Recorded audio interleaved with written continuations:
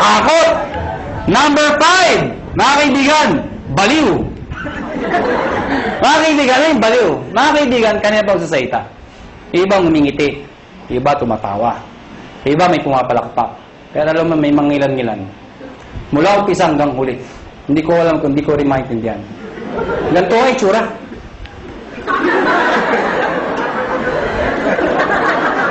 Alam niyo, ang sikreto sa negosyo ko, excitement. Pwede hindi mo naintindihan eh. Pero that's excitement. Ang ganda ba? Oh, maganda ang sabi. Basta maganda, ang ganda talaga ha. Nakuha niyo ako? Excitement. Kaya ang tip ko sa inyo, pagpapalakpak ko kayo, hindi ko ganyan. Bilang ang mga palakpak niyo. Imagine niyo, nagsasayta, may ari na ako. Yung pinaka-may itsura pa.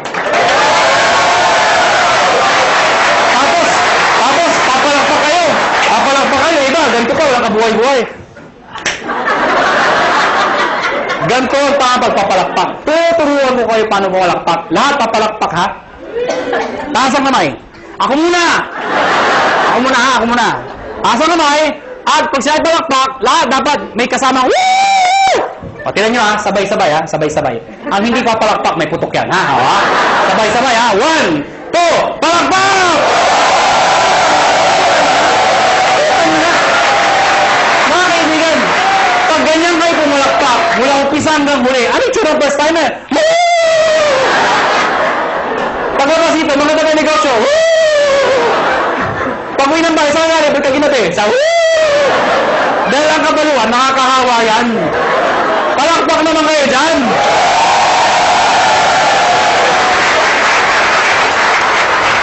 Number 6. Last na po. D, positive.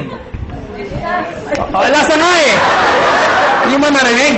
Pero tandaan nyo ito. Alam ko iba sa inyo gutom na. Iba puyat na. Iba pagod na. Pero sabi ko sa inyo, hindi araw-araw kayo nagugutom, napupuyat, napapagod. Ano ba yung minsan sa buhay mo?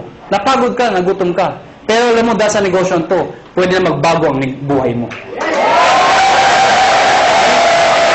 Kaya, hanggang alas 12 tayo. Positive! Last na po, last na. O bakit? Di ba nawala yung gutom nyo, kakatawa? Merong isang eroplano, Boeing 747. Sino ko nakasakay ng eroplano? Nakasakay na ako. Nakakita na ako. Parang naman kakaintindihan ako tayo. Merong isang eroplano, Boeing 747. At the height ng kanyang flight, naka-experience ng matinding turbulence. Ang turbulence ko, normal ho yun. Ang problema ko, sobrang lakas ng turbulence. Sobrang lakas. Yung mga tao nagpapanik, nagsisigawan ho. Amidst the chaos, yung captain ho, they are trained to be positive. Alam niyo ba yun? Nagsalita yung captain, amidst the chaos. Ladies and gentlemen, compose. Diba if somebody's in control, you will feel okay? Sabi ko, ladies and gentlemen, this is your captain speaking. Please calm down, take your seat, fasten your seatbelt, and everything is under control. So yung mga tao, okay lang pala, okay lang. Kaya lang, after 5 minutes lang, yung malala. Yung makina, gano'n ako. Wala na, hindi na napigilan. Yung mga tao, nagtanggal ng seatbelt, hindi na ako napigilan. Nagyakapan ako, nag-iyakan ako. But you know what? Nagsalita yung captain, and still positive. Sabi ng captain, ladies and gentlemen, this is your captain speaking again. Please calm down, take your seat, fasten your seatbelt, and follow after me. Our Father.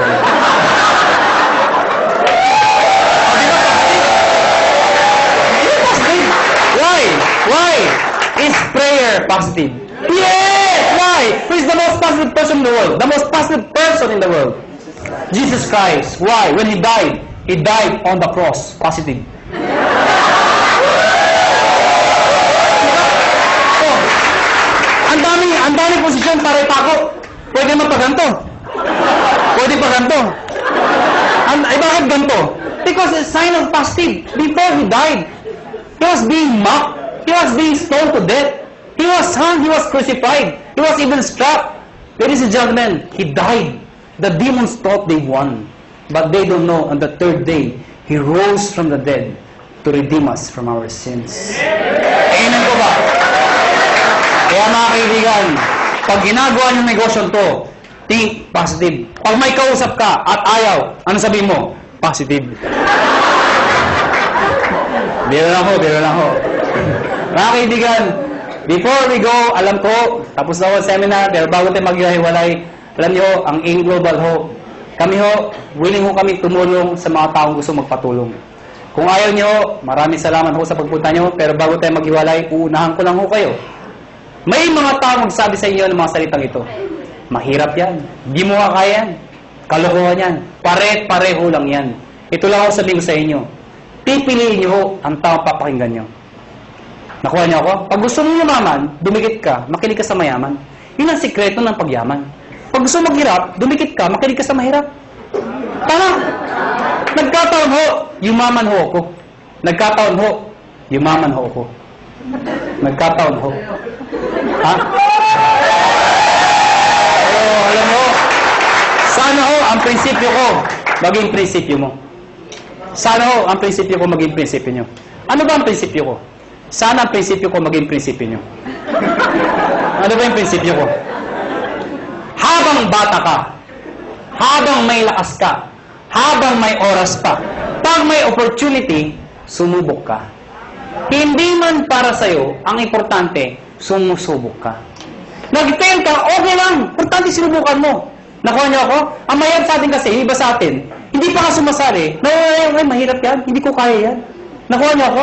Sige lang. Pag nag-fail ka, okay lang. Bata ka pa. Nakuha niyo? Ang mahirap sa atin kasi, pag matanda na, saka sumusubok. Gusto ba yung benta ka na 90? Saka ka susubok? Saan yung opportunity? Sasaya ako. Maganda yun. Bata ka pa? Sige lang! Panagpil ka, okay lang. Bata ka pa. Eh kung mag-succeed ka, tinan niyo ako. Ano? Dahil mga kaibigan, iba ho ang bata. Iba ho ang bata. Na mayaman, iba iniisip nyo eh. Hindi, totoo naman, iba ho ang bata habang successful. Iba. Mas may enjoy mo. Katulad incentive namin, US trip. Pag may edad ka, hindi mo ma-enjoy yun. Ano, sa Amerika ka? Ganda ng Amerika. Arthritis squad!